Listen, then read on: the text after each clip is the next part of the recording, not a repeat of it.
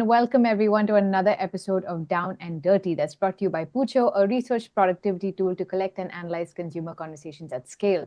Today, my guest is Ruchika Jajodia. She is the user experience manager at Aston Martin, where she plays a pivotal role in shaping the intersection of luxury and innovation.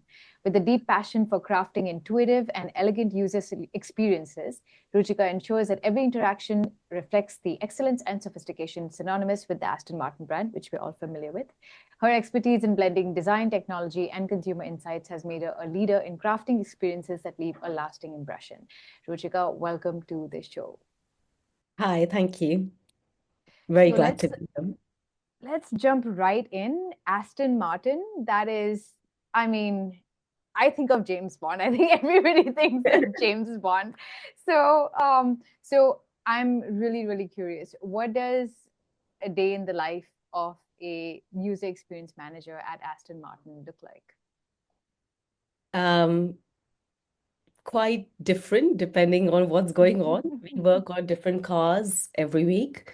Um, and just day starts with creating the plan for the day, regrouping in the morning, we work in agile, um, figuring out what are the priorities if something urgent has come in, or we carry on with the day as it was supposed to. And then we reconvene as and when required. There are various meetings from cross departments or within the department, even that we may have with feature owners or suppliers throughout the day. And lot of time thinking about how to make things better, how to fix things which are already out there, and any new core line that we are working on, working towards creating the user experience and refining it and making it better as we try different things, yeah, different features. So, what is user experience in cars?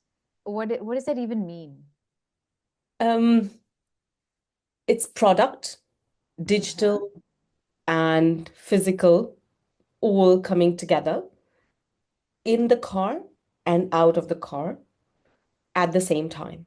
So the experience starts with like when you are on your couch looking at the phone app, Mm-hmm. maybe wanting to switch on the heating in the car or Mm-hmm. checking something else, Mm. like some kind of subscription to like, oh, I need to take my car for servicing and I got the notification from the dealer or anything of that sort, to setting my navigation and sending it to the car so I'm ready to go when I'm in there. And when I'm in the car, from the time you open the door, the Mm. animations and things that start and whatever happens in the car to welcome you, the welcome Mm. experience too. When you start interacting, you might be in a rush, you might be, so how do you like just plug in and go? Um, and throughout the day, how you use it at different instances. So is it just like a commuter's, or it's for more for pleasure? How have you planned your drive? Is it new roads that you're going and you have put your sat navigate nav for more like information on the route and the details and stopover, or it's more like for traffic information because you're on your daily drive and just want to get on and I want to know how much delay it is, and I get past Yeah. that, or what music you play. It's largely around different personas within our buyers, our Mm. customers, and how they use the car throughout the day. It's making me think of the analogy, in the retail space where they say, hey, retail's got to be omni-channel. You got to be online and offline. And because I know nothing about the automobile industry, but that's the analogy that I'm taking here, saying, right, you have online and offline. The offline is you're physically in the car and you're driving. It's an actual physical thing. And just like a physical shop where you might actually go buy something, but then you have an entire online experience that could be the app, the way in which you're communicating or having a relationship with what's happening online with what you need to have happen offline. So you oversee both sides, as in the phone app experience as well as the in the car experience. I used to do the phone app a couple of Hmm. years ago, and then it became too big for just one manager to manage everything, the connected app Yeah. in-car experience. So we split that, and I handle the in-car experience now. But I started the app 3.5 years ago or so, and I did that for almost 2 years, and then yeah, we split it. But now, in the in-car experience, we work very closely with the app team to make sure Mm. there's Of synergies course. and it's all totally connected. The in-car is the heavier side, where there's a lot of safety stuff that we look at, but also like physical buttons, digital. So there's like a really good experience. Like you might want like rollers for your Mm. hard we call them hard keys, but actually buttons or rollers or Mm-hmm. any of them for changing your temperature. But you might want to go on the screen and do that as well, or your passenger might Right. want to do that. So there's a who is using it at the same time. We try and define all those things, and then comes in voice. So you can do by voice as well. So it's like Mm. really multi-dimensional, Right. multimodal, and multi-interaction, all possible at the same time. And all of these we have to make sure you are driving very focused. And whatever is the easiest that you as a driver or user find, you use that method to interact with the car. So your distraction is least. That's the main goal, which is why it's always um, multimodal in Yeah. automotive. And also high stakes, right? I mean, when you're talking about someone driving, holy shit. I mean, you could have an accident, like if something goes wrong and you're distracted. So this Yep. is a really complex user experience, seems really, really complex and high stakes in something that involves navigation. you know, I mean, whether it's space navigation or road navigation, the point is if the instances of physical injury are there, in this industry, which they are, then user experience is high stakes. Absolutely, which is why we try and test it so much. Mm. It's quite to the extreme in a way, not probably as much as maybe aerospace because there's no Mm. chance of fall there. Yeah, Even driving is not like too far off and in to some degree. And definitely nothing like mobile, which is like in a safe environment, you're sitting and using your correct. hand and distraction can be anything. But in car, we're trying to remove the distraction, not make you Yes, purchase anything. There's no buying experience as such as right. e-commerce or something. So in car, we have like usually when we create a design, we do a lot of tests, which is in a driving simulator. We start with paper prototype on desk, then we go in a driving simulator environment, which can be, um, which is usually like a big setup. And you can put in prototypes, and then you can see using an eye tracking device how much time each task is taking Mm. and how quickly or how conveniently the user is able to choose design A versus design B. And then based on data, you make decision. So there's quantitative data and qualitative feedback from the user. And we do it with X number of participants, different genders, different backgrounds, ethnicity, heights, Mm. physical demographics. So we look at all of that variation and we try and get like a holistic understanding of what works and what doesn't work. And then Mm. we choose that design and we go ahead. Um, of course, there's always the key thing of having a differentiator. You can't be Aston Martin experience can't be same as other cars, even Right. though every car has navigation experience or music or phone or any of those. Yeah. The experience for Aston Martin needs to be more curated, more Mm. a different suiting to the brand. So all those things, elements are tested to make sure it fits the brand, but also meets the purpose and people are safe. And only when all this is passed, everything is safe, all good, then we put it in the car and we test it in the car again as well. But it's an iterative process which takes a long time and great fun and challenging. So walk me through. You already started this, but let's formalize this. So Mhm. what is the research process like for, let's say, a new feature that's coming, that you're, now there's AI. So you may want to talk about the location of a place, you may want to talk to the system about where you're going and something, right? Now, this is this new feature request that's come in. what happens? What's the flow? Does it go to a team? Do you guys deliberate? Do you first talk to people? Do you have like a formal research design? Because you mentioned at some point simulator happens, and after simulator gets cleared and safety checks are done, then it goes into a car. So can you walk me through the steps from idea to execution, not even execution, implementation? Uh, think 3 years, um, Oh, and 3 years? minimum two. Oh, wow. And Wow. think like there's a group, there's research team within the business. Huh. They run customer clinics globally around the world, which who and we work very closely with that insights team. We get insights from our customers, which Hmm. to understand how our Japanese customer drives the car, what's Mm-hmm. important to them versus Americans versus Chinese, Mm-hmm. European. They're all very different, but Mm-hmm. they all ha love the brand and the cars, which is why they want the Aston Martin experience in their life. Mm-hmm. But they want a bit more than that. The expectation from the car is like it should be Bond-like, as you said in the Yes, beginning. of So course. how do we create that Yeah. in a way? And also keeping to the brand. So there's design department which does really stellar job, and they look Mm-hmm. at creating that experience, tying interior, exterior, in-car graphics together. But that is one aspect. There's also how all these features come through. So a day in the life of this 2 years, Yeah. broken down in a way, would be we start with the idea, okay, this feature, this technology is available.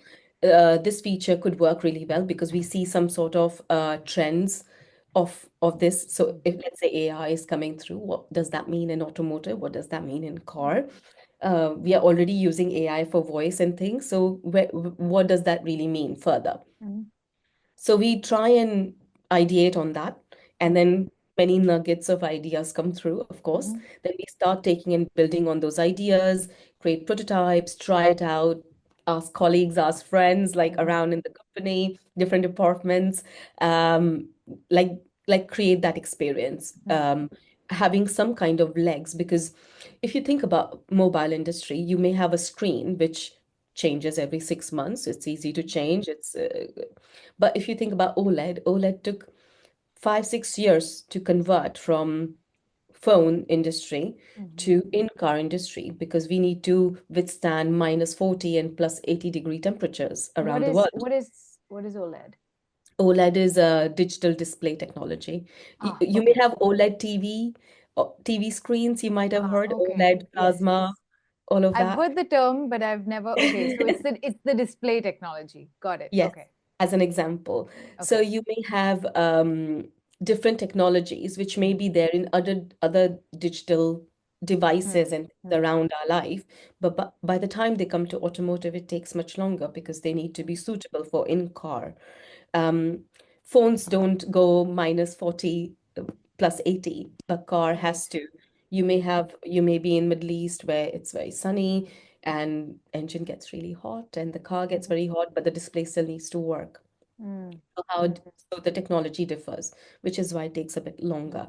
Once we know that the technology is available, mm. um, AI or display or hardware, Yeah, software, yeah, any of those, yeah. then it gives us a bit of legs that yes, we can build on that. Mm, Software is a bit easier because the life cycle is shorter, but hardware is longer. mhm, And once that comes through, then we start looking at, okay, how do we make these ideas that we have had mhm, connect the dots and build on that?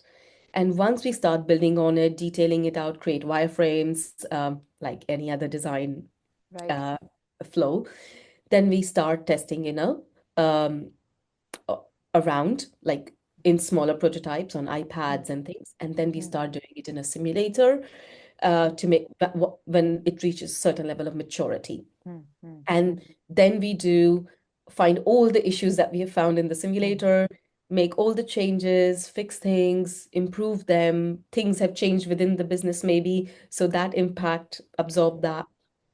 And then we go back and do a final simulator test to like make validate that everything that we have found out so far is good. And in between, some iterative testing might have also happened. mm, We use global platforms for testing as well.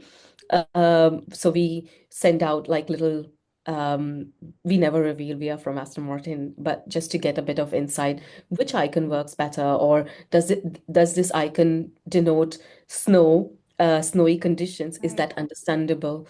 Um, we check all those sort of things for with a Japanese customer versus American Mm-hmm. again. Mm-hmm. And then when we have all these insights and the final prototype, we do validation in the simulator again to make sure everything is robust, good. And then we send it for software development, and then it gets into the car. And of course, in software development, there are lots of issues which happen. No designer is ever happy. Like by the time it makes it because Right. X number of things have gone wrong. So we do bug fixing phases and we fix them, change design a little bit to like make sure it fits and still works, and then it sees the day of light. Of course, this is like the full plan, Yeah. but not always how it is. There are Yeah. some changes and Of that. course. And the customer knows no different. They think No, they're getting, something that's just smooth sailing. All they do is experience it. They have no idea what went into the back. They have no no. idea of the politics of the long hours. So, and clearly it's working. I mean, Aston Martin is it's a legacy brand. So we have something there. So how big is your team? I have about 17 people in my team now. When I started, I had one. So I've built my Oh, team over last 3.5, 3+ years, 3.5 years, to 17 wow. now. Um, some are internal, some are external, of course, but Yeah. yeah.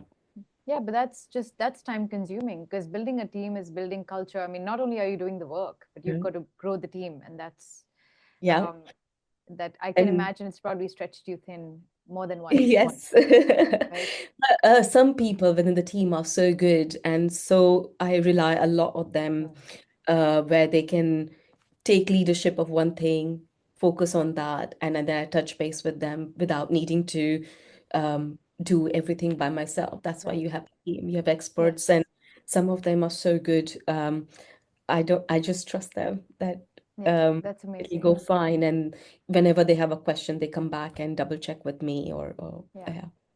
So tell me, in this entire workflow that you outlined, what are some obstacles or challenges that come in your way, you know, as part of the process? So not one-time things, but things that just need to be ironed out at some point in the future, or things that need to be thought over or fixed or at least addressed. Anything come to mind? Um, I think my biggest challenge is like Mm. people changing their mind within the business, which I is Stakeholders, automotive stakeholders. specific. Is that what we're talking about? Stakeholders changing their mind? Okay. Uh, but yeah, that is what makes it really hard because we work on long timelines because I was each going to thing say is that. very intense. And then all the 6 months work is just binned or Yeah. chopped to such a degree that it's no more how it was before or at the Yeah. concept stage. So the joy or delight factor is kind of lost, and Yeah. we try and bring it back as much as we can. But stakeholder changing their mind or budgets being slashed, Mm. due to that, stakeholders have to change their mind. Business needs impact the UX quite a bit. So it's th those are bigger challenges. The work-wise, like when it comes to iterative Yeah. design, it's always like everyone has an opinion, and we try and listen to all the opinions, but then we try and use data as our baseline to build Mm. anything on, because data is doesn't lie, and that strengthens what we are standing in for and what we advocate. And of course, things may not work all the time because a certain senior would have made a certain decision based on some information that they Mm. have that we may not. Um, but that's very rare in that sense. Yeah. Largely, it's data led, Got as it. much as we can. So let's go back to your biggest challenge, which is, stakeholders changing their mind. So on the Mhm. flip side of that, what have you found helps you? create more stakeholder buy-in? Showing them what we are creating and having a demo for it and walking them through that and where it has come from. So the benchmarking information Hmm. or insight study or customer voice learnings, it can Hmm. be any of those. But when we accumulate all of that and then we say, based on these, we have created this new feature or new Hmm. design, and then walk them through. Telling a story is one thing, Hmm. Hmm. but visually showing the walkthrough of that is really powerful. And that's what really helps in the buy-in. And it may not happen straight away, but people see it, they understand it. And then, if not now, then in near future, they try and push for it. And it also builds our credibility within the business overall as UX team, that what we are saying is based on a lot of logic, sensibility testing, learnings. It's pretty solid that we have arrived to this point, and that credibility also helps that you don't have to like convince somebody from scratch. You already have that rapport to work on. And okay, so you have, at what stage you walked us through this 2-year cycle, roughly, approximately, from Mhm. beginning idea to implementation. And at what stage does that demo come in for buy-in? How early Uh, or how late in the cycle? as early as we can. So when Mm, we are at a stage where we are kind of made one of our first prototypes and it's mm, little shaky, so we'll do some testing and stuff. mm, And as soon as we feel it's a little bit more rounded, it's a little bit more solid and has legs and and we can present it. mm, Um, mm, we have created a presentation alongside to like walk through the details, but the prototype is really in a good state. That's when mm. we set up the demo and then walk everyone through, way before it goes into the software development cycle, the second half, because that is quite an expensive process, so we don't want to be Right. like spending our budgets on that while we are still changing our mind.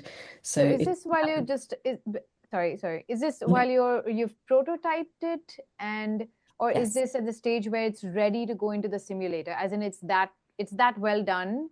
It's not developed yet, but it's well done enough for it to, be ready for the next round. But before you take it to development, that's when you do the demo. Is that what Yes, before I'm it goes hearing? into the simulator. So a little bit before, when Okay. it's a little bit more rounded, we'll get some feedback.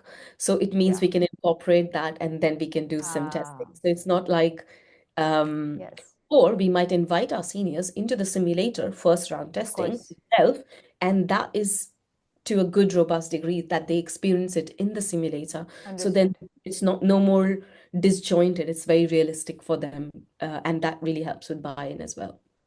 Okay, that's great. So thanks for clarifying that. So let's jump gears now and talk about, okay, we've talked about a bunch of things.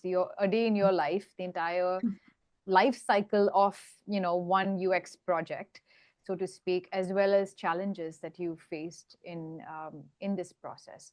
So what is that tool, that app, that provision that allows you to do your job a little better? What are we going to talk about today?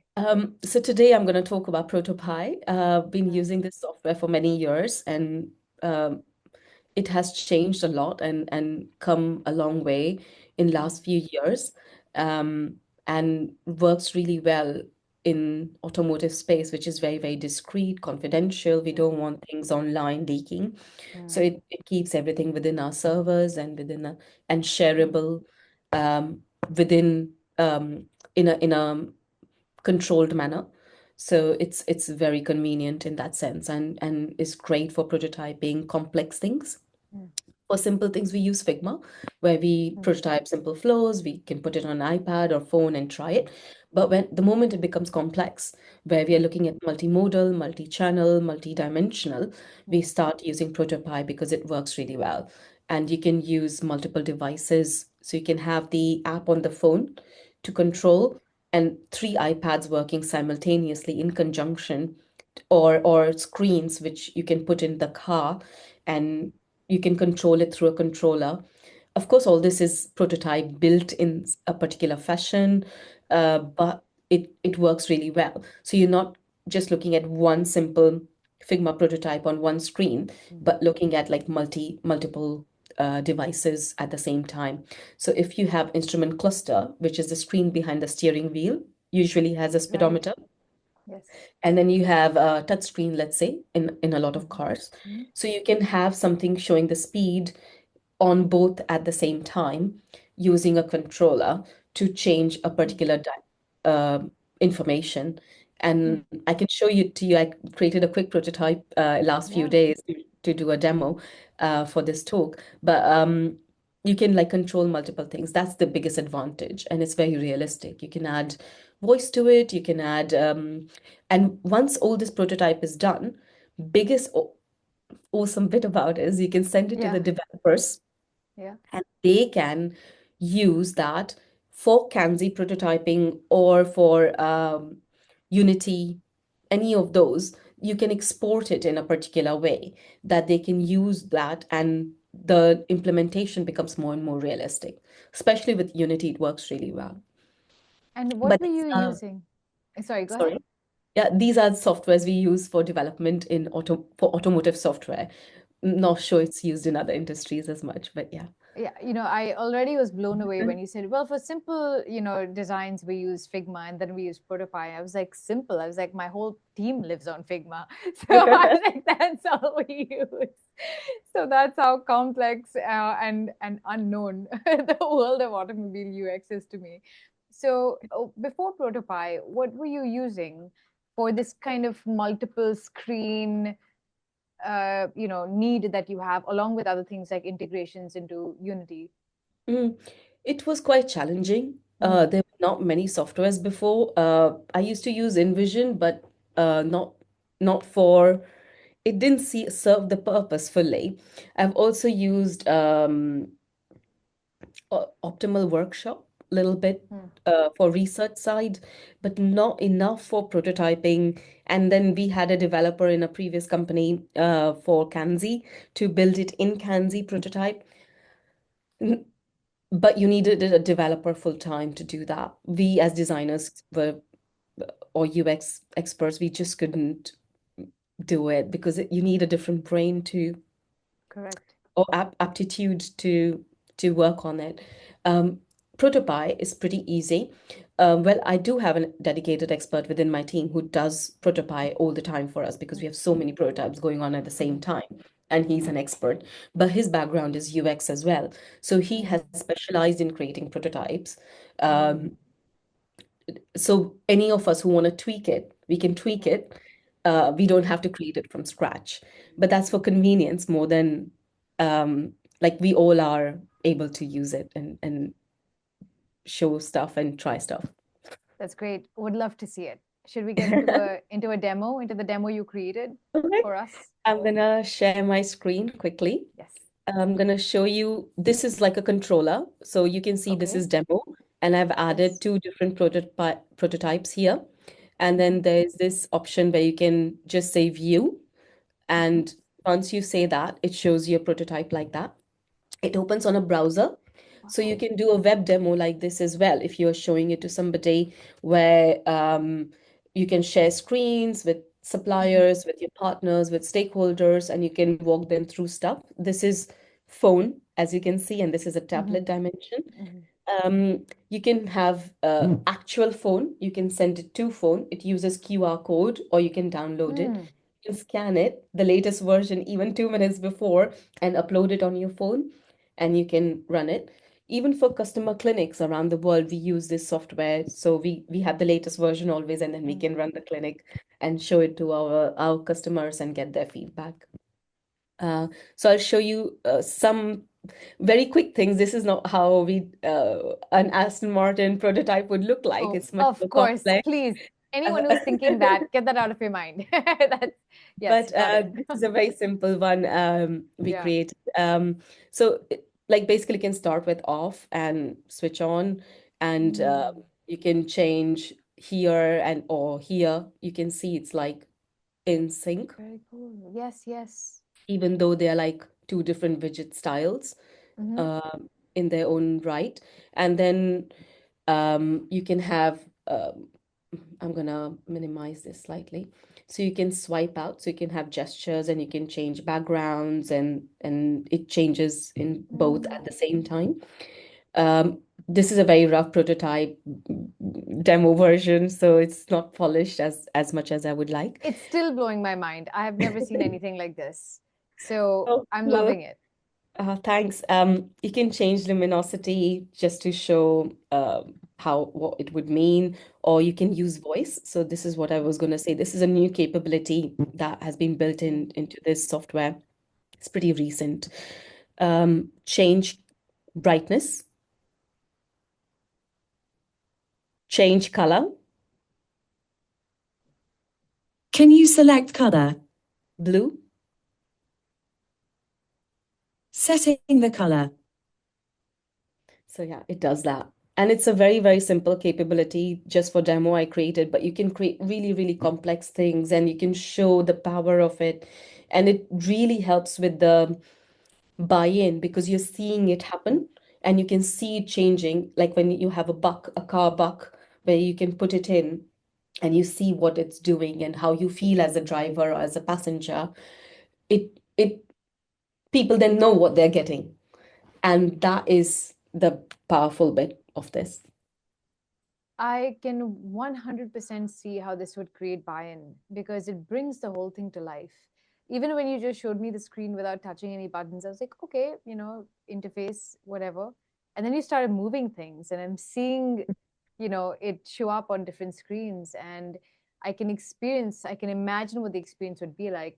It also makes sense why something like this would be appreciated and so useful in your job because as you mentioned both in your bio that I read but also in our conversations when we met at the conference that your job is about experiences.